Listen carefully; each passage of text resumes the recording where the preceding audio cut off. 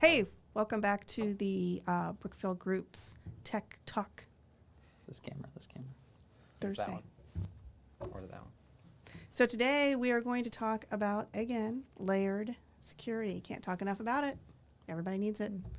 I am a visual learner, as probably my generation is, unlike other generations. So I thought, in order to get the idea across of what layered security is, we would make a sandwich today and talk about different security levels. My hand's almost. With me today is Daniel and Hello. Sean. Hello. Woo. Hola. They are going to be my chef and sous chef, or Dr. Seuss chef, however you want. Dr. Seuss chef. That's an interesting one. Sam I am. Sam I am. Oh, green eggs and ham would have Yeah. been funny. That would have been a good one. Dang it. We're going to cancel it, I guess. Gonna have to come up Sorry. with another food Breakfast. analogy. Breakfast. Breakfast of champions. Breakfast of champions. So we were thinking the sandwich would make you the hero of IT. Some Depends. people What did is a not hero? know what a hero sandwich is. So it's the same as a hoagie, It's like the a same hoagie, as a if you're sub. wondering. Yes. So A sub. A Sub. blimpie. a blimpie. Oh, I like blimpies. yeah, I they're liked gone. Quiznos a lot. Ooh. Quiznos. Yeah, interesting reason why they failed. It's another story for another day. That is. Oh, hmm hot sandwiches, not so much, huh? No, Not so hot. just poor business tactics. Urgh. Yeah, Hate that when that happens. Or franchisees. yeah, poor franchisees. All right, let's roll into it. All right, what's up first? First up, Looks we're going to like- just talk about prevention protection. All right. Over Represented by our napkin. our Yeah. single ply napkins. So No cent, to- no dollar spared Do we just tuck these for in? this setup here. Oh, yeah, So sure. why is that a Yep. prevention? Because it keeps stuff from getting on your For the clothes. grate on the mic. Oh, I'm sure that does sound good. Sorry, That friends. doesn't sound good. Not good.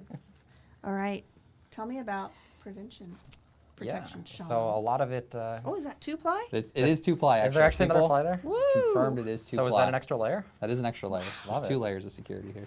Wow, fancy Yeah, a lot of it is training. training. Yeah, with the end users knowing what to do, what to click on, what not to click on, how to know what to look for. So it's all about knowing what the latest attacks are, what the current threat actors are trying to do, and explain that. Like a common one that a lot of people see is always the gift card, credit card scam. It's a good one this time of year. Yeah, Yes. see a lot of that come in. People are in very busy meetings all the time, can't be bothered, and they need gift cards. Need 'em for right some now. clients. And Right now. Right now. Do not Right now. call me. Do not call them. Yeah. Don't do it. Usually from the CEO or C-suite. Someone important And, usually is where it comes from. And usually it's like 10 or 15 gift cards. Not Yeah, just it's one. not one. Yeah, it's like thousands of dollars. You know, Yeah. something people, you won't miss that. Yeah. You won't miss that. Which, luckily, at least usually a lot of businesses, when you start coming in saying you want 10 or 15 business gift cards, will actually question you. But The Unless you go to cashier at Walmart. Walgreens might Especially be when like, they- I've never checked out this many gift cards before. Are you sure you want to do this? especially when you not just do it once, but you go back for more after you send them the numbers. Yeah, So that's Because then the VP is fun. asking you to give him 15. They need it now. Yes, They because need it your now. job is dependent on this. urgency is a great way to get people to skip the normal chain of command, if you will. There's a level of urgency. People want to just do what's wanna- right, try to help them out. Yep. And So it's a good way to get people to do bad things. And not to toot Brookfield Group's horn, Uh-oh. but we have a phishing test that we do for our clients, right? Yep. Where we actually deploy, reel That them kind in. of fishing. Close. Close. Close. You less reel- F, more pH. Yes. It's the cool kind Yeah. of fishing. It's cool kind of fishing, Yeah. yes, but not the banned fish. Yes. So obviously a lot of ways people try to contact users is through email. Yes. And so it's basically sets up different type of attacks, whether it's gift cards or it's other malicious download links or clicking OneDrive links that aren't real, or UPS, hey, your package is here, time of the year again. Got to make sure you see what the tracking is, but really it's bringing you somewhere malicious. Yeah, that's- And so essentially what the test does is finds what some of the most prevalent attacks are of that month and tries to emulate them. And then if the user clicks on them, they are quickly brought to a screen that says, well, You just signed up for training. you get training. you get trained. You have. You yes. get trained. You get trained. Look under your chairs because you got training. I got an early one yesterday from the IRS.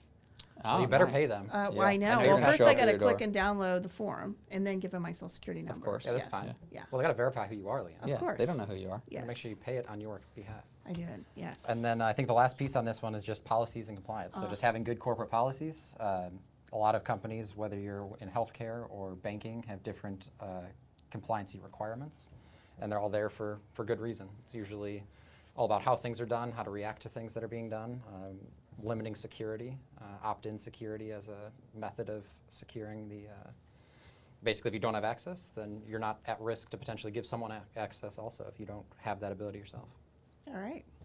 So we got our layer of napkins down. All right. Excellent. And what Prevention, protection. we're doing that on top of our wooden board or our placemat for the day. It's kind of hard.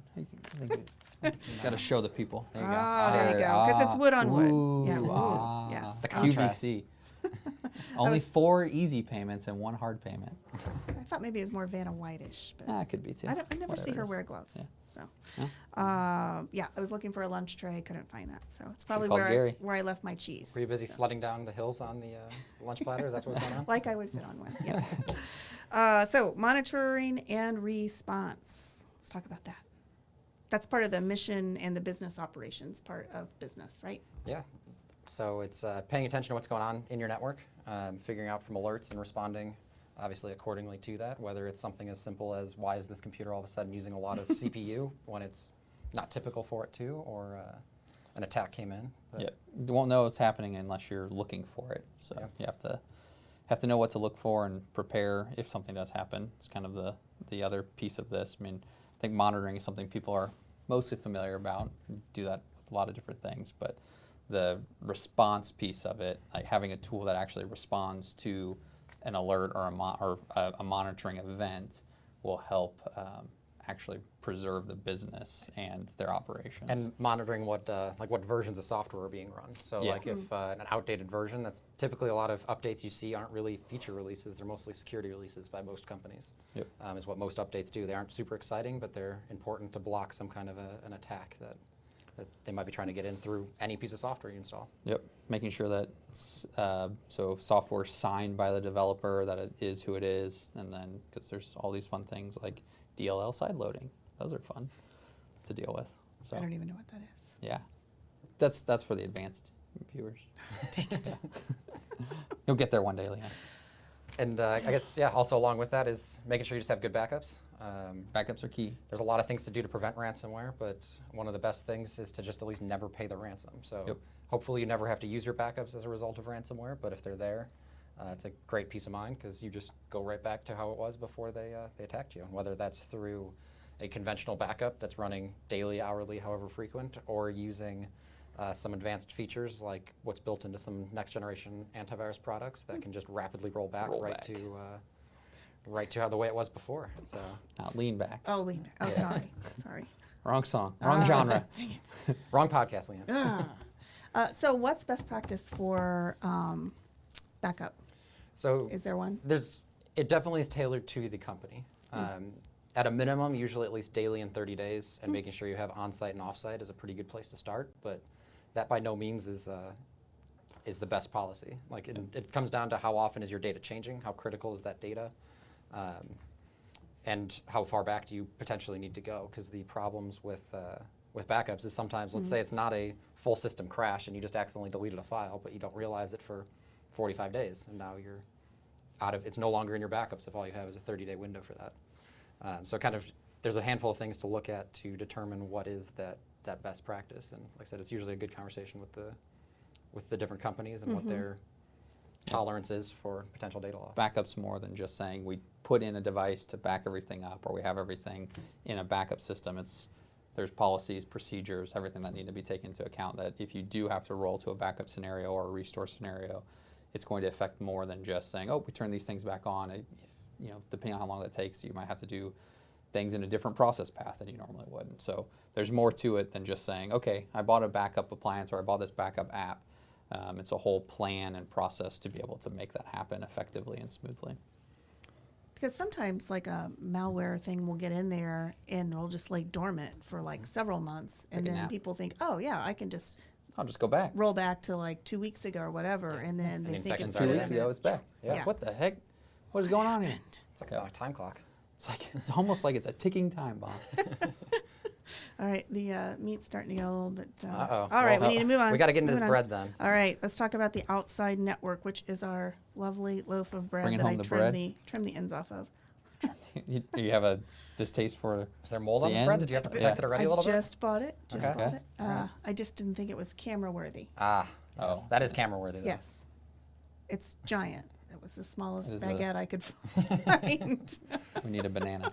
So yeah, it looks like it's different been- types of ways that things can get into the network, right? So it's figuring out what IP addresses maybe are assigned to a company and what's behind those IP addresses. Is it just users accessing things, or is there a some kind of a web application or a different piece of software, or just access in general? Like if they Piece of mold trying to get in. that's it. Yeah, it's the mold creeping into your sandwich they had to cut off. Luckily, you protected us, Leanne. And, Well, Yeah. and brought it from the outside, so it never made it into our sandwich. We got to keep it out of the sandwich.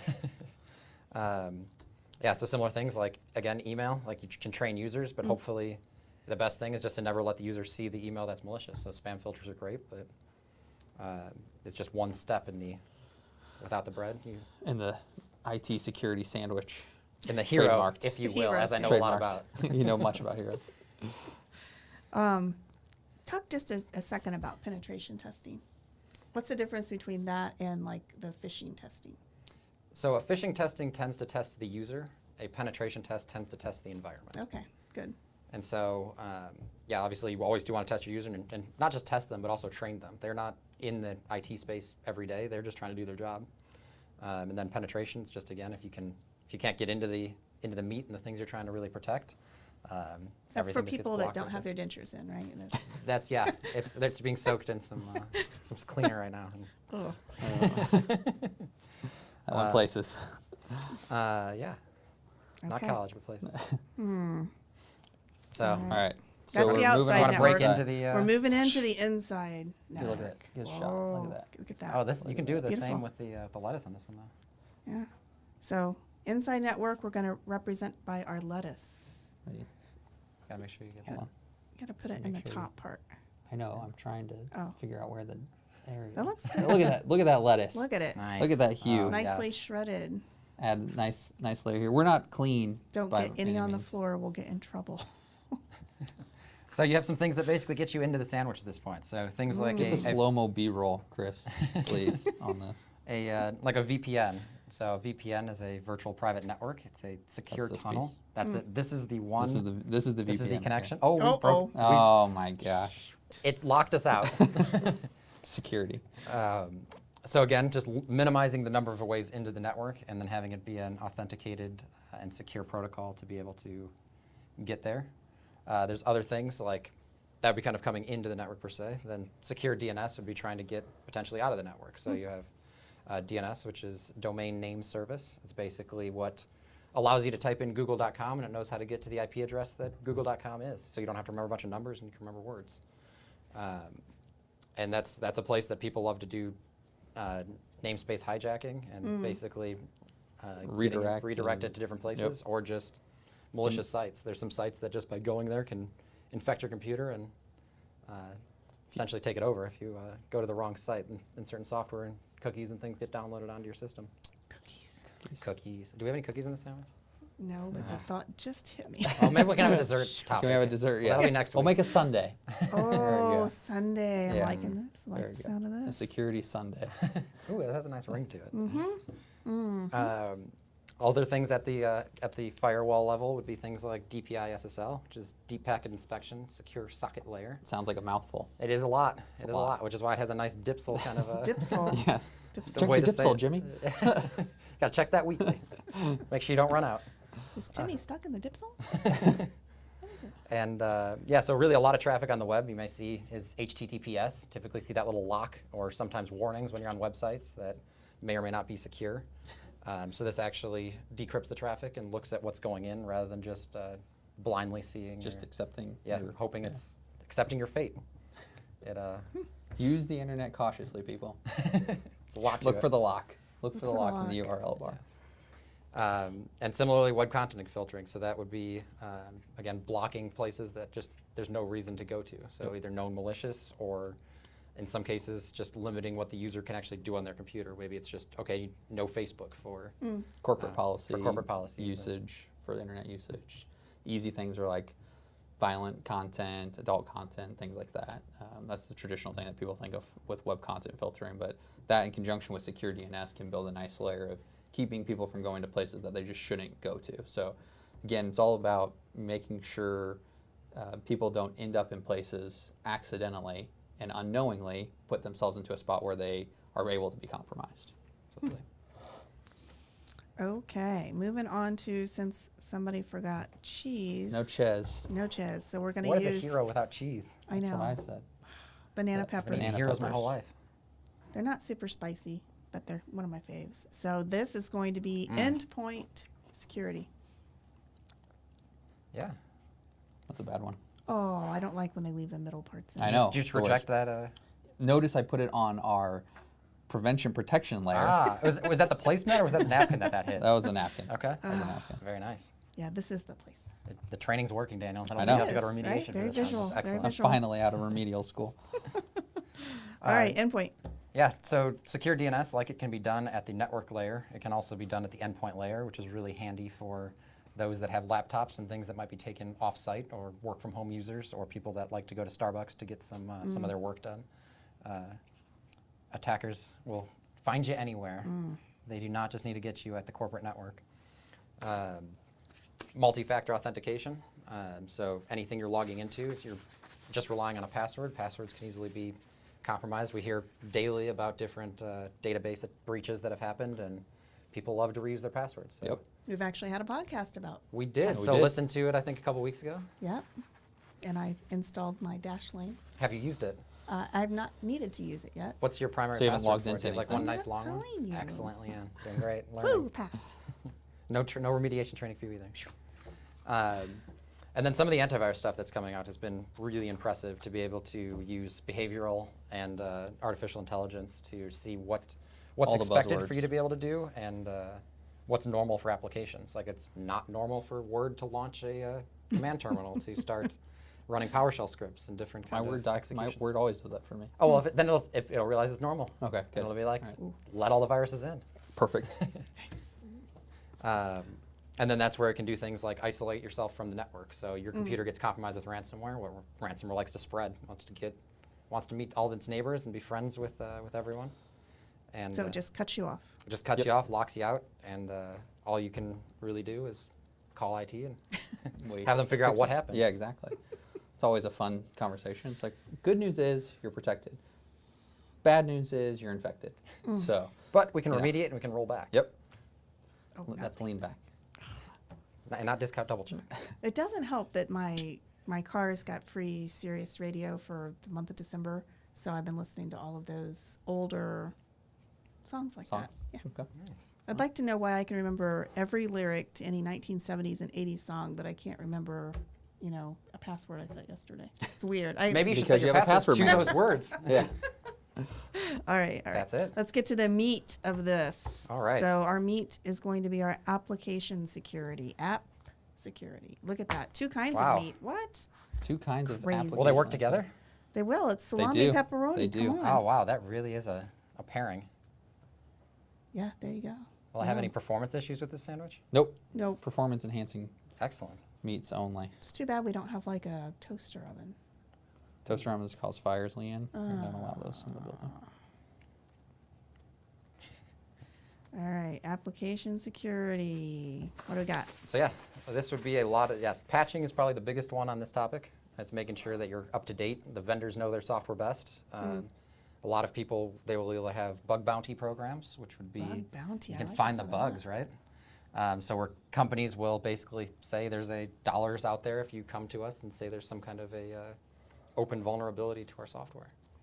And so it's a really good way to let the ethical hackers of the world go and try to break different software. Yep. Does that happen a lot? And quite often, Oh, yeah. yeah. That's where a lot of the because the other thing is then there's the other side of it where the non-ethical hackers, if you will, Don't let people know about it. then they have all and these use that 0-day exploit. vulnerabilities. Yeah. Yep. Exactly. How much is a normal finder's fee for that? Do you know? Yeah, it can vary. I mean, it's going to depend on who's asking for these kind of tests and putting together a bounty program. But there are plenty of people that make People make a significant living amounts off- of money. like, that's all doing people this. do. That's It all can they be a do. full-time Yeah. job. Like there are some bounties that people find that are more than someone makes in a year. Wow. Yeah. All right, kids out there, could be your career. You could just make be a sure you hacker, report it. Do ethical, the right thing. ethical hacker. Report it. Make sure you report it, because if you don't report it, that's where you get in trouble. Yes. Document. All right, application security. Are we done? Done with the meat? Where's the meat? Where's the meat? Or where's the beef? Oh, that's right. It's Arby's. We got the meat. Yeah. Did we get that drop Yeah. cloth for the next layer this of one this? might be a little Daniel bit might get a messy. little. This is the take a secret step back for this one. Brookfield Group sauce. Oh, this Which is a is secret sauce. Our data security. Data. What is data? What is data? I should have not said Ready? over here. Yeah. Ooh. Yeah, you not. watch out. Oh, very nice. All right. He's Oh. got some control with his. Wow. Have you done Look at this that. before? No, never, not once. So this, notice it's kind of going between everything that's in here. It's really internal to the sandwich, right? Wow, really Yeah. tying it together. Got this. Man, Oh, you closed, yeah, and now it's on both sides. Yeah. So the concept of Really internal intrusion detection. ties all of these things together. Figuring out what is actually going on inside the network. What are users doing that may not be normal? Did someone log into your account at 2 a.m.? Leanne, were you up at 2 a.m.? I was. Oh, okay. Oh, that's So unfortunate. were you. I saw you were online. I was so- talking to Jeff. Obviously, as we do. Yeah. Yeah, just kind of figuring out what's going on inside the network, how things are interacting with one another. Back to monitoring and prevention, ties into all these things and helps paint a clearer picture if something does happen, what's affected, how often, and what time, so you can kind of build the fingerprint of what the compromise was or what the attack was. So definitely a good piece to bring all of these together and how they would all work together to be able to give you the full picture if there's some sort of attack that happens. Excellent. So hopefully today you learned something from our hero IT sandwich. Can you do it in one bite? I'm going to try. Wow. What's the one bite pizza challenge? What? Dave Portnoy? Yeah. You might lose subscribers by mentioning. Uh-huh. And hopefully what you've taken away from this is there's not one magic tool that will do. It's multiple layers of tools that will help keep you safe. Looks like we have a question from the Whoa. What from is the it? viewers. Looks like Luke said, Do you guys ever see enough problems with a patch that you need to roll them back? If yes, how often? Yeah, so that really comes down to kind of patching policies and timelines. There's good and bad of being the first one to patch. You tend to be the one that finds those things, but then you also don't want to wait so long that you're now been vulnerable for a longer period of time. Microsoft has their standard monthly patches that by the time it's hit that monthly patch, it's been a lot of people have been either early adopters or testing it out. It's referred to as their monthly roll-ups. Monthly roll-ups, yep. So there's different kinds of roll-ups. There's security, there's the actual core application to it. So there's different pieces that you can grab different roll-ups if you want. But yeah, it definitely happens. It's not super common. It's usually when it's an issue, it's something that's very specific, but sometimes there are ones that are bigger. There was a Microsoft patch that really broke printing a few months ago. Yeah, that was interesting. Substantially, like would start causing servers to blue screen Oh. if you tried to run certain print drivers. Yep.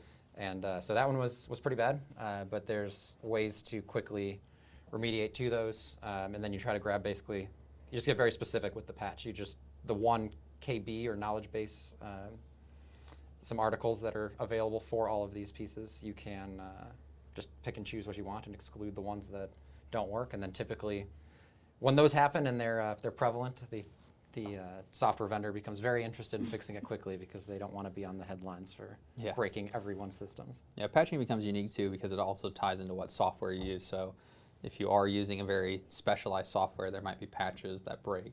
So a lot of times you'll create kind of a test environment where you'll patch certain servers, production environments, patch those first, test it before you'd roll it out to like your full environment for everyone to use. So especially if you're using customized software or specialized tools, that's a pretty common practice. So could be more prevalent in that case that you have to roll back than in a more generic use case where in today's, most things are web-based apps and things like that. There's a lot less that a patch that gets pushed out worldwide, like Microsoft is the big one, that it's going to affect specifically what you're doing every single day. So. Chris, do we have any other questions? Haven't heard the voice in the sky this entire Yes, podcast. he's quiet. Is he Can't there? hear it. I think he's hungry. I'm here. Oh, there he is. We don't have any more questions right now. Oh. All right. All right. So visual learners out there, next week we will have business ops versus the IT department. Who owns what software and security? And we will be having a Rock'em Sock'em robot time. Can't wait. I know it's gonna be great. The week wait. after that, right before Christmas, we're just gonna talk about the latest tech gadgets in IoT and security that goes with those, I think. Okay. All right. Awesome. Look Thanks for forward to it. joining us. Cool. We'll see you next week. See you guys. Thanks.